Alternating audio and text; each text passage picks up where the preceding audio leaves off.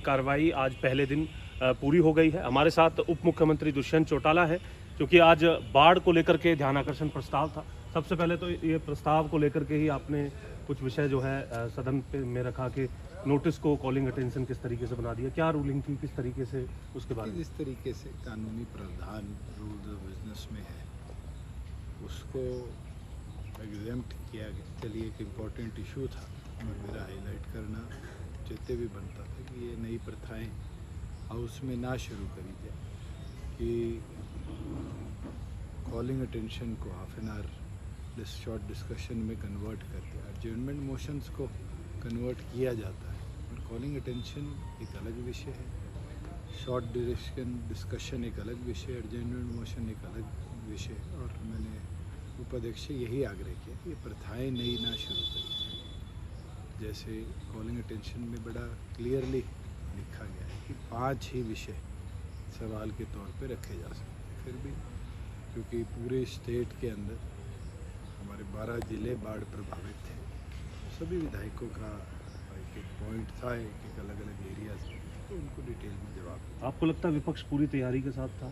हालांकि अभय चौटाला भी एक विषय पर कह रहे थे कि गलत जानकारी दी जा रही है। जानकारी जितनी हमारे पास रेडिली अवेलेबल थी सारी सदन के पटल पे दी है।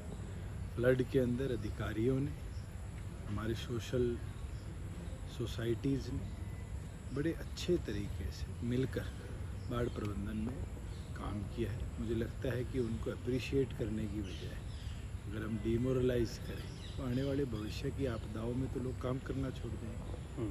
और हमेशा रहा है, और हमारा तो हरियाणा का कल्चर भी ये कहता है कि ऐसी परिस्थितियों में सभी लोग मिलकर इन लड़ाइयों को लड़ते हैं। चाहे वो भुज का अर्थक्वेक हो, तब भी मुझे याद है पूरे हरियाणा के लोगों ने भुज में जाकर भी, चाहे वो राहत सामग्री हो, चाहे रिहेबिलिटेशन का काम हो, गांव बसाने का काम हो, उसमें मदद करी। उड़ीसा में आई जब साइक्लोन से तबाही, उस समय भी हरियाणा से लोग गए। जब तमिलनाडु के तट पर सुनामी आई तब भी गए। इवन जब हमारे पड़ोस के नेपाल के अंदर अर्थक्वेक आया तब भी हमारे लोगों ने सहयोग किया। मुझे लगता है ये सोसाइटी का नैतिक जिम्मेवारी भी नागरिकों की है कि हम इस लड़ाई को मिलकर लड़ें। क्षतिपूर्ति पोर्टल के माध्यम से कब तक जो आज बंद हो चुका है। अभी मैं आपके पास आया हूँ, जब तक मैं डाटा देख रहा था तो लगभग 6,90,000 एकड़ के आसपास फार्मर ने अपलोड किया है। 5,29,000 एकड़ अभी वेरीफाई होना बाकी है। और मुझे लगता है क्षतिपूर्ति सहायकों के माध्यम से अगले हम 5 से 10 दिन के अंदर इस सारे प्रोसेस को वेरीफाई करा देंगे। बाढ़ की वजह से जो नुकसान हुआ, सड़कें, ओवर ब्रिज, अंडर ब्रिज के भी कई विषय आए जगह जगह के, साथ ही साथ जींद के अंदर भी एक आपका ड्रीम प्रोजेक्ट था कॉलेज को, मेडिकल कॉलेज को लेकर।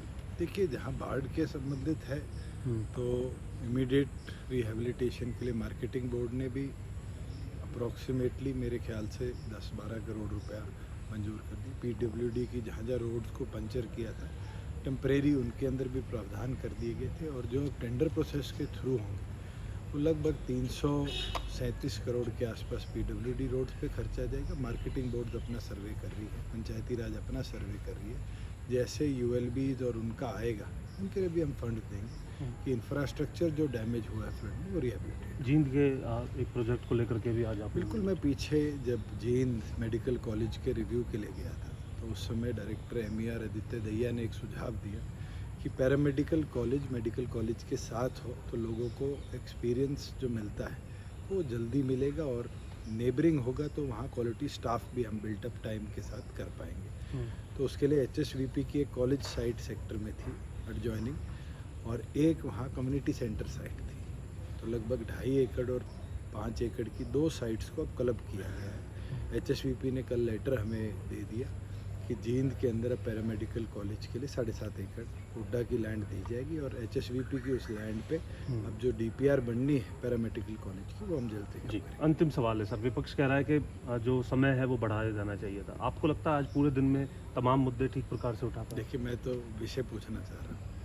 अगर विषय विपक्ष लेकर आएगी तो चर्चा सरकार करेगी।